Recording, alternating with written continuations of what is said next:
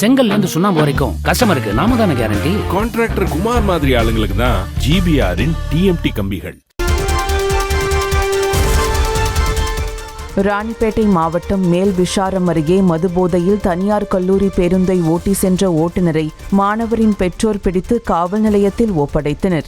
அப்துல் ஹக்கீம் கல்லூரியின் பேருந்து ஓட்டுநராக ஹாஜி பாஷா பணிபுரிந்து வருகிறார். இந்த நிலையில் அவர் கல்லூரி முடிந்து மாணவர்களை ஏற்றிக்கொண்டு அவர்களது வீட்டிற்கு விடுவதற்காக சென்றுள்ளார். அப்போது அவர் குடிபோதையில் பேருந்தை தாறுமாறாக ஓட்டியதாக கூறப்படுகிறது.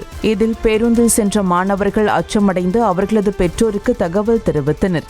இதனைத் தொடர்ந்து வேலூர் கோட்டை அருகே பேருந்தை ஹாஜி பாஷா ஓட்டி சென்ற போது மாணவனின் பெற்றோர் பேருந்தை தடுத்து நிறுத்தி குடிபோதையில் இருந்த ஓட்டுநரை பிடித்து காவல் நிலையத்தில் ஒப்படைத்தார்.